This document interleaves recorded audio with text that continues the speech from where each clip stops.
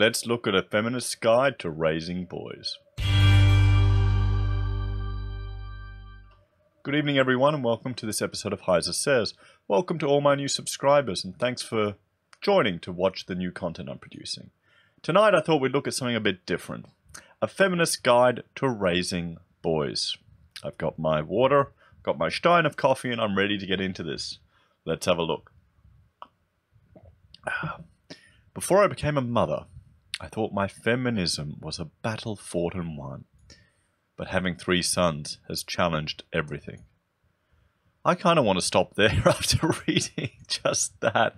I wonder how this is going to turn out. It's always the things you think will be a doodle that end up causing most heartache. When I was asked to write about being a feminist and a mother to 3 boys, I imagined dashing off something witty, yet touching and wise. Of course you did. I never thought for a moment I'd end up losing my temper several times, or in tears, or storming away from meals and feeling like a failure.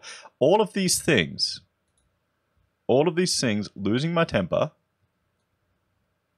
being in tears, storming away from meals, and feeling like a failure. All of those make me think of online social justice warrior, purple-haired crazies. Am I the only one? That's the image that jumped to my head.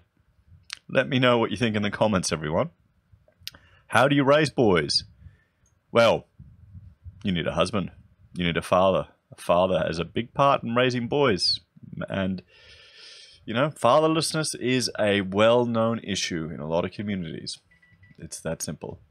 My extremely authoritative sources for this article were my friends, my children. I interviewed 2 of them, but the middle one refused and now says, "Is it a gender thing? Every time it seems funny. I don't get that joke." My husband, some brilliant books, and a huge number of conversations, including one in the pub with a friend who is genuinely a professor of feminism. A professor of feminism, hey? Okay, sure. You know, they give away degrees and everything. In no particular order, this is what I learned. Here we go. You ready, everyone? Misogyny is a thing that you can catch off the internet, and other weird things about being a 21st century boy. Oh boy. We need to be as vigilant about this as we are about children watching porn. When Joe, now 13, my youngest, told me that 58% of rape accusations were false, I was stunned that he'd got it so wrong. We researched the statistics and found that it's more like 4 to 8% at most. But if you dive into the web, you will find all sorts of fake news, anti-feminist blogs, sites like Return of Kings, which aim to usher the return of masculine men into a world where masculinity is being increasingly punished. Well, there are a lot of false accusations out there, you know, and there are a lot of false, I wouldn't say, well, there's a potential rape crisis being pushed forward in our university. Our universities here in Australia. Bettina Arndt is addressing it. One of the criteria that's used in the questioning of the women to see if they were sexually assaulted was if someone touched you inadvertently on the bus on the way to university.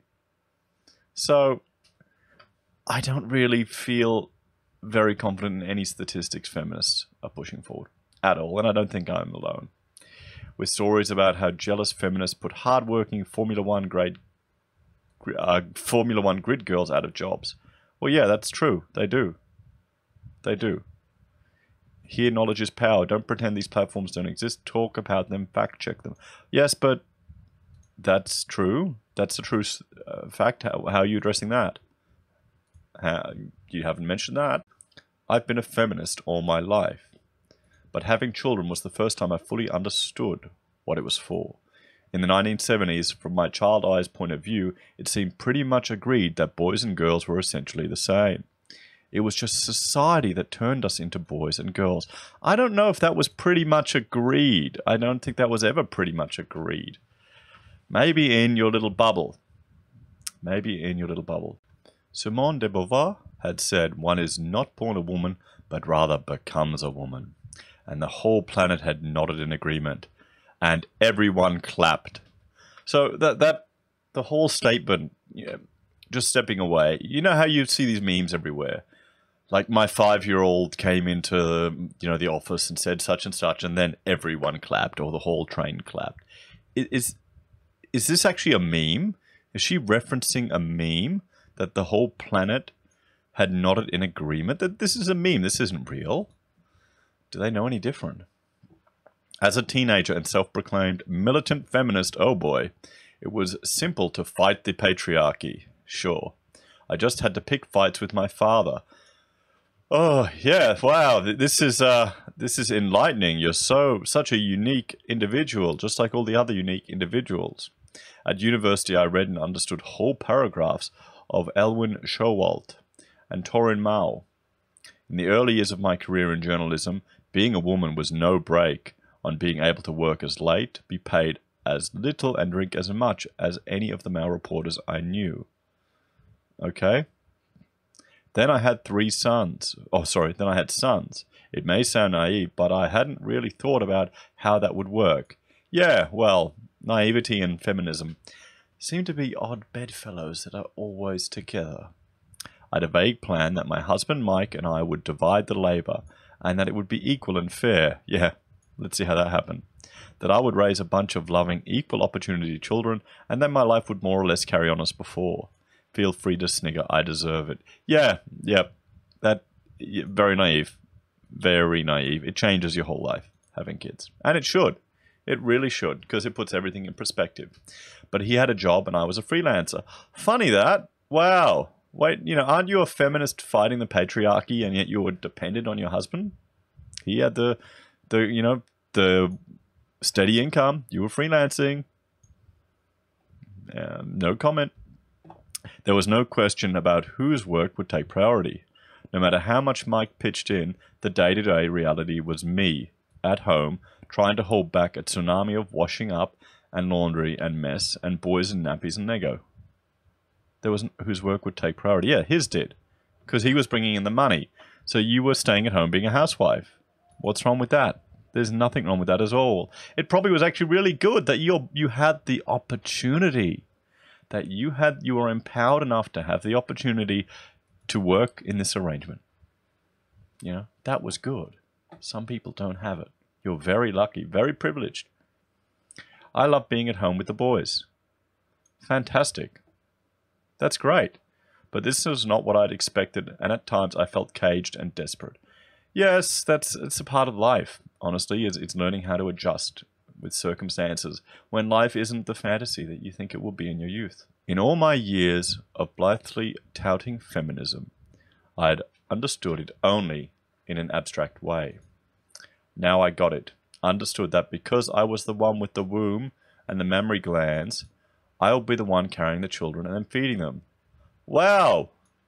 Wow, you've learned nature. Pretty bloody old to be realizing a fundamental difference in men and women. This is why your husband, why Mike had to work. Why he had the privilege of going to work every day. The sacrificing the time that he would probably want to have spent with his children, young kids, because dads like being around children as well, okay? Because he couldn't. It's nature. This is the problem. People live in a surreal fantasy world of feminism, and they don't realize that nature exists. It was a startling window into other times and worlds where if you had no birth control and your body belonged to your husband by law, then you could just be impregnated over and over again, sidelined and kept at home.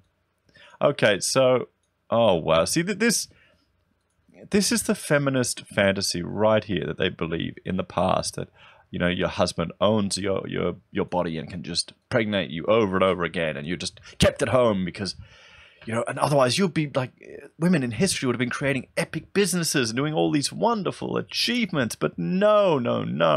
And I call utter BS on it. Utter BS on that fantasy. I really do. Okay, the whole idea that throughout history, wives, even when they couldn't vote, even when they were, required, well, there's no such thing as rape in marriage back in the past. Women had a lot of authority in the family home, okay? And they had a lot of control over their husbands, that they could wield. And it was a partnership where you'd have to work together to kind of overcome the challenges that you faced as a couple. This seems like a very naive and unforgiving representation of relationships through history. It really does. Suddenly, my feminism was visceral. To be clear, I don't think you can only understand feminism if you have children. Yeah, sure. But the embarrassing truth is that in my case, this is what happens. Well, no. Your career expectations, the fantasy that you had in your... And this happens to a lot of women. This happened to my wife. When you have kids, and I think it was our first child, she told me she all of a sudden realized, because we had run our own business and we'd worked together, and when we had the first baby, she was at home for those few weeks, right at the beginning, and I was going straight to work. And she realized, oh crap, I'm completely dependent on Florian. You know, and it is a culture shift. And the problem is our education system, and just how families are structured these days, sometimes that can be a bit of a culture shock. And I think this article is pretty much just this woman dealing with the culture shock of having to be the mother to her children. And in some ways, that's really sad. So here we go. You have to talk to your sons and then talk some more. Be prepared to argue. Okay. Looking back, there were a lot of things I should have talked more about to my boys. Many of my friends turned out to have strategized. One friend said, make it normal to bring up topics around the table. Talk about Brett Kavanaugh, the middle-class white male dominance of government, pornography, social media. Talk about strong women and men. Someone else admitted to constantly nagging on my part about how to treat women, with the occasional lecture on systematic patriarchy. I kind of feel sorry for these boys. I really do. Could you imagine being brought up in an environment where you're talking about this type of stuff over the dinner table? Really? I mean, come on. And if you bring up anything counter to that, God help these guys if they all start finding Jordan Peterson and start discussing him at the dinner table. Too bad he didn't exist back then, or he wasn't, well, the access to the information wasn't as available back then it is now, because they would have all got hammered. Constantly nagging. Wow, a feminist woman nagging. Nagging. That's a stereotype there, honey. You know, maybe you should talk to your husband about fixing that, eh? Then there was the friend who admitted that her sons tended to be all, there goes mum, banging on about feminism again. Yawn. Ah, tick. And a smiley face. You earned that for that one. I thought that sounded like my house, but when I talked to my boys for this article, it turned out I hadn't banged on as much as I had thought. Or maybe they just built a tolerance. You know, men tend to do that. In particular, I hadn't talked about the Me Too movement. Well, you know, they've grown up now. Partly, I think, because it had such a profound impact on me. Really? Like so many women, I was forced to reassess experiences and ask myself why I had accepted certain things, even blame myself for them. I don't think I realized how raw I was about it until we began discussing it as a family. At one meal, when I tried to explain to a table of men and boys why Me Too was a necessary act of mass civil disobedience, how the idea of rule of law actually shielded white men and protected the status quo. I'm getting exhausted just imagining this dinner table conversation. How most women who are assaulted never get justice. It all fell apart. The meaning of rule of law was explained to me. I lost it and walked away in tears. Oh, there you go. There you go. Okay? She walked away in tears, so she couldn't win her argument and she went off crying. But you know what? I don't regret it. Sometimes an argument should be that emotional. Well, you cried and ran away. What? That's not an argument. Crying and running away is not an argument. Okay? Am I the only one here seeing that? Guys, please let me know in the comments. I was guilty of unconscious bias. When the boys were small, they were a little gang, and I reveled in it. Mad good company, sometimes best friends and sometimes worst enemies. A whirling cloud of fists and insults and laughs. like living with the Bash Street kids. Me to Joe, our youngest, at some point in 2011. I don't like your attitude, young man. Joe to me. I love my attitude. Well, I don't get any of those references. I'm sure it's from the UK. Their boyness made me doubt what I'd always believed, that it's natural, that it's nurture, not nature, that underneath all humans are basically the same. But it was impossible not to notice how differently they behaved to some of the girls we knew. Then as they got older, and we all emerged from the long tunnel of semi-delirious exhaustion, Mike and I began to see things differently. Uh-oh.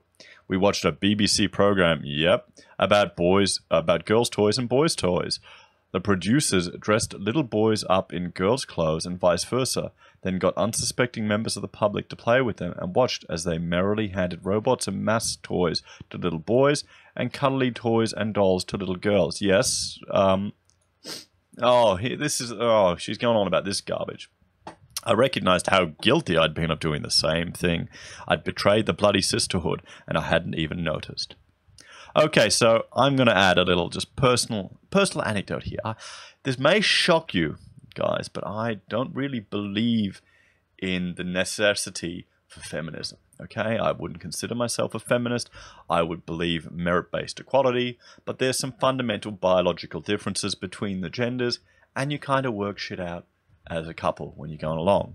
Okay, and you need to give people, particularly when they're young, a dose of reality, so you don't have emotional breakdowns when you have kids and don't realize that, you know, your partner and you have to kind of divide and conquer. You kind of teach your kids that you got to work together as a team, and sometimes that involves doing different things. Okay, so that's kind of my perspective, and if you've been watching my content for a while, that probably won't surprise any of you, unless you've only watched the Opal and nothing else. But we've got 3 girls and a boy, and we have lots of toys that are given to us. I don't think I've actually set foot in a toy store. Probably once when Mina was like 1, I went there and bought her something. Ever since then, it's been grandparents giving toys, my mother giving toys, Rachel's mother giving toys, my mother's friends whose grandkids are now growing up giving toys, which is great. So we've got lots of toys, too many toys. I tell you, packing them away is a nightmare, but that's a different topic. Now, what do you think our children play with? Do you think Frederick will only play with all the boys' toys? Do you think the girls will only play with all the girls' toys? No, it all goes in the same things, and they will play with everything. They'll play with it differently. Mina will take G.I. Joe, and G.I. Joe won't be a Fireman Sam like he's with Frederick. He'll be Daddy. Daddy with all the girl toys. Frederick will also play with him as Daddy, too. And, when we had a new baby, he would play with a little baby doll. Or he'd take the Barbie and it'll be a sword or a club. So this whole idea of thinking that, frankly, what toys you provide to your children and what you give to them influences them very much. I think the children are going to influence how they play with those toys more than anything. This is a little study, just a tiny glimpse in a scenario that was crafted to create shocking BBC television. So I've got little confidence in it. I'd be interested if you could share, those of you that have kids, what did your kids play with? Were you worried about this concept? Do you want to raise them gender neutral? If you've got more than one kid and you've got multiple sexes, they get all the bloody toys. They get everything. So that's my 2 bob. Let me know your opinions, guys. Back to the article. The funny thing is, I've been a tomboy myself, not prone to wearing pink. Oh, a shock. Shock. A militant teenage feminist who fought with her father was a tomboy. More likely to climb a tree than talk about my feelings. In retrospect, it seems weird that I didn't think, goodness, they're just like me. Wow. They seem to be turning out all right, considering. Occasionally, I felt outnumbered, the football years in particular, when they played FIFA. They'd go off to play it for real. They'd come back, watch more of it, and the house would smell of mud and grass. Those weekends, I felt as if I were in a 70s sitcom, getting their tea. I hated bloody football. None of them ever wanted to go clothes shopping with me. Wow, that's shocking.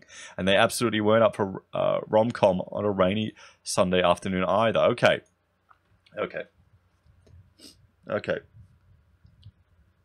Men only watch rom-coms to keep their wives happy. There, I said it. Sorry, guys. Men only watch rom-coms, or as to keep their girlfriends happy, or to keep their wives happy. Pretty much, when Rachel wants to watch one, I'll go play computer games. And going clothes shopping, wow, that's a punishment. That is a punishment. She could think a teenage boy would want to do that. That shows a real lack of understanding of men. It really does. That is punishment for a boy. So, but my eldest son, Sam, now 17, likes to talk about films or tell me amazing facts about the stars and the universe. Yeah, funny that. My middle boy is a great cook. We've spent hours covered in flour together. My youngest, Joe, is obsessed with music, and some of the happiest times in my life have been spent playing YouTube jukebox with him. They like some of the things I like and not others. It's almost as if they're individuals. Wow. There's some really obvious insights here in this article. Sam has as many female as male friends. He said boys and girls can do the same thing. He'd be happy to stay home with his children if and when he has them, and his partner goes out to work. Okay, mate, don't become a soy boy. Do not become a soy boy. There are too many of those. Okay? Don't do it. Because then it won't be your kids. It'll be someone else's. I'm worried that the fact that I've freelanced for years has made them think that mummy working at home while daddy goes to an office in the city. But Sam laughed when I suggested this. If you'd really wanted to swap, you could have done, Mum. Yeah, sure. Yep. Dad would have been fine with that. Oh, I'm sure he would have loved it. I'm guaranteed he would have loved it, but I bet you she wouldn't have let him. She would not have let him. Writing articles at home, easy work. Going and working in the office, being a journalist, running around doing stuff or doing what Dad does. Yeah. No, it's not the same. It's all nice and easy to fantasize here, but in reality it's a different thing. They may yet turn out to be oppressive patriarchal monsters, but the signs are pretty well submerged for now. The fact that you probably haven't actually encountered, the author of this probably never actually encountered a patriarchal monster in her life. Probably never encountered that. I'm still probably getting everything wrong. Why did I find this so hard to write? Maybe because you're overly emotional? Because it involved admitting that I was naive. Well, yes. And I didn't put nearly as much thought into the business of rearing good feminist boys as it deserved. Oh, don't stop calling them good feminist boys. Okay? Good boys. Young men. Not feminist boys. Would I do differently in the end? All you can do is look very, very hard at yourself sometimes and hope that you catch this stuff. Your assumptions, your gender bias, and all the ducked conversations. It must be exhausting. It must be exhausting being a feminist. Really? Maybe this is why they're all so pissed off all the time and angry and social justice-y and naggy and want to destroy anything that's fun. Could you imagine? Could you imagine catching yourself with all this crap? Oh, hug your boys a lot and tell them how much you love them. Enjoy being with them. Not so long ago, I cornered my feminist professor friend in a pub for a rant that may have gone on for some time. After a while, she stopped me and said simply, "Surely your main responsibility is to make sure they don't turn out to be assholes." Yep. Sure. It's not only that. But notice one thing here that seems to neglect. She seems to neglect. That's required about raising good men is having a husband and a father who's there. She's not a single mother. She's not a single mother. And the feminists seem to forget that fact. Fatherlessness is a big issue, guys. Big issue. On this basis, I've succeeded. So here's her tips. What's it? 1, 2, 3, 4. 5 tips. Tip number 1, role model equality. Sure, yep, that's coming from someone who worked at home, freelancing while the husband was working in the office. Sure. Children learn first about their place in the world within the classroom or the family. If they have 2 mixed gender parents, of course, that has to be qualified these days, doesn't it? This is where they form their first ideas about what it means to be male or female, whether it's cooking or childcare. Make it clear that what each of you does as a parent is determined by your individual skills, interests, and what works best for the family, not your gender. Okay, so you don't want to teach them about biology, so they'll have the culture shock that you actually experienced when you were having your first child. Sure. Okay, so we're repeating the same problems that was taught to you. Fantastic. Allow your sons a full range of emotion. Studies have found that baby boys cry as much as girls. Then unconsciously, we man up our sons earlier, believing they need to be toughened up. By 4, mothers use more emotional language with girls than boys, according to research. By 7, if a boy hurts himself, he gets praised more for not crying than a girl the same age. Yep. The lessons our son take away from that is that only emotions that are permitted without looking weak is anger. No. They're taught to be stoic. They're taught to not let physical pain overcome them, to control their emotions. Because men are more capable of that. Okay, it's that simple. We're biologically different. This is coming from a woman who admitted to going away crying when her sons and husbands criticized her for supporting a movement that ignores the presumption of innocence. Anyway, sure, whatever. I'm really glad these boys had their dad around to counter this. Let him play how he likes. Before the age of 2 or 3, boys and girls play in roughly the same ways. But not long after, they cotton onto the idea that some games are seen as more appropriate for their gender than others. Instead, encourage your son to play whatever interests him without limits. Let him be the female characters in his Let's Pretend games. Encourage playdates with girls too. Just as many parents don't like Barbie dolls for their daughters, remember that gender-exaggerated superhero figures present boys with an image of men as devoid of any emotion except anger. Sure, He-Man does not just show anger. He-Man will often say that, violence isn't the solution. Have you even watched any of these cartoons? No, you're probably running off crying. Ugh. But still, I've got no problem with my children playing with other games, regardless. But it always, just look up the picture of the little girl playing with trucks and putting them to bed as babies. That's on YouTube, on the internet. You can find that. Tell him about pornography. When a young boy sees porn in which women are freely referred to as sluts and whores, he quickly gets an unhealthy idea of what it means to be a man. It means that a boy with no perspective or context assumes this is how the world works, unless we tell him otherwise. Even before your son knows what porn is, start the conversation early by talking about loving relationships. Okay, this is probably actually a good point. Pornography can have tremendously bad effects on young men. There's so many boys, young teenage boys, who can't actually achieve any sexual stimulation without hardcore porn. They can't even relate to a normal girl anymore. They're getting impotent before they're 20. When he gets to an age where you think he might see it, talk about how porn is a performance designed to shock, make money, and entertain. Explain that it's a long way from the shared, mutual, and enjoyable act that good sex should be. Teach your son consent to by giving him control over his own body, by asking if he wants to be hugged or kissed. Learn this lesson will mean he will grow up to be considerate to others. So, yeah, nothing wrong with that. I think the pornography is a big issue that isn't really, it needs to be addressed more by more people. It's damaging. It is mentally damaging. It can become addictive. I think even Family Guy did an episode on it. So 5, beyond feminism, teach equality. Here we go. In the discussion around Me Too, there's been a lot of talk about toxic masculinity. Where's the talk about toxic femininity? But it's not boys who are the problem. It's the way they have been raised in traditional male-dominated society to believe that a penis confers privilege. Does anyone here believe that a penis confers privilege? Anyone?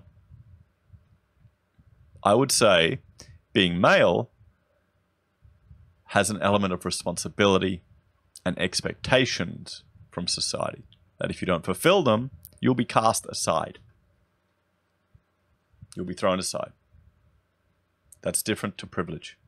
And this just shows that the author here doesn't actually understand.